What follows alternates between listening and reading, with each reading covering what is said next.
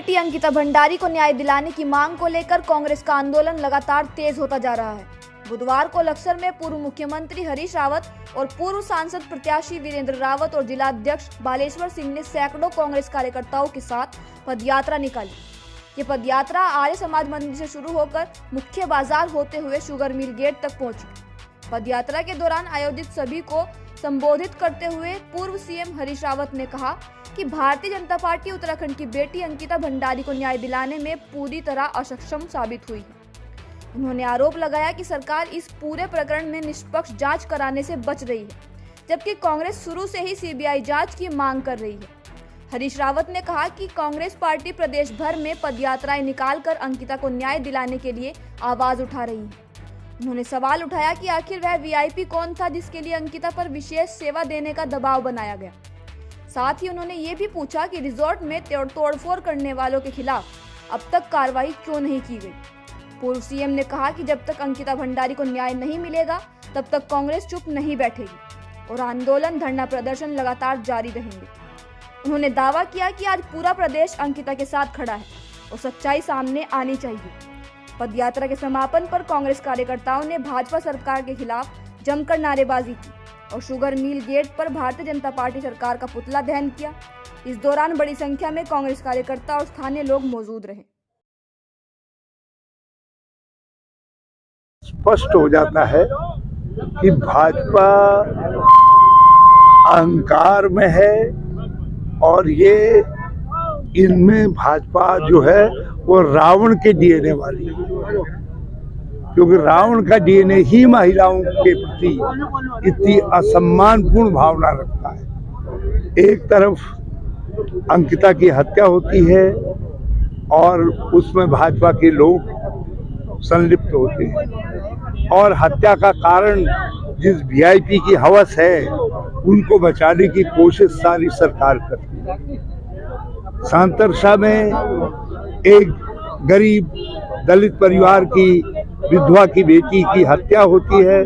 सामूहिक बलात्कार के बाद हत्यारा जो है भाजपा का एक महत्वपूर्ण व्यक्ति होता है और अभी तक पकड़ में नहीं आता है। और भी बहुत सारे लोग हैं ऐसे, और भी बहुत सारे ऐसे लोग हैं जहां इस तरीके की बलात्कार की घटनाएं हुई है जिनमें भाजपा के लोगों के नाम सामने आए और इधर उनके मंत्री के पति ये कहते हैं कि बिहार कोई भी जा करके 15-20 हजार में शादी करके ले आएगा। तो इतनी अशोभनीय बातें करते हैं, अशोभनीय बातें करते हैं। ये इनका महिलाओं के प्रति, कमजोर के प्रति, दलित और गरीब के प्रति कभी भाजपा का कोई लेना देना नहीं रहा और आज यही सारे वर्ग जो है इनके अत्याचार के शिकार है। और ये आक्रोश, जो जन आक्रोश है, ये इसी बात को लेकर के है, इसी को लेकर के लोग सड़क।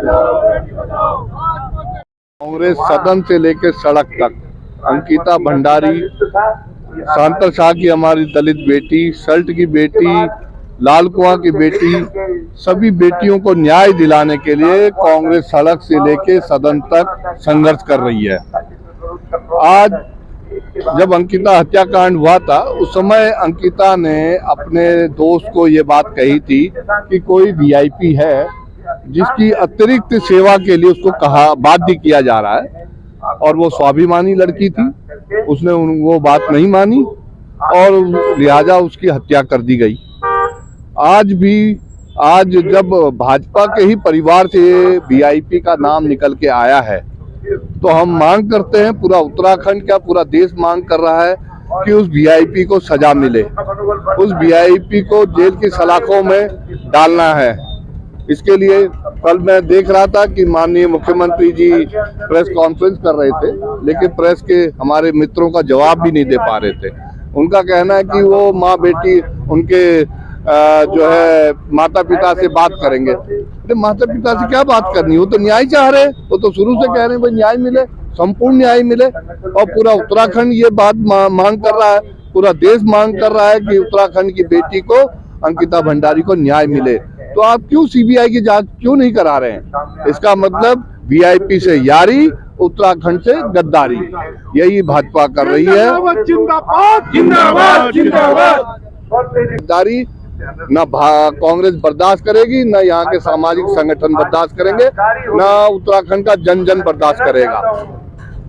हमारी प्रदेश की बेटी अंकिता भंडारी जी, उसकी साथ में घिनौनी हरकत की, उसे मारा गया।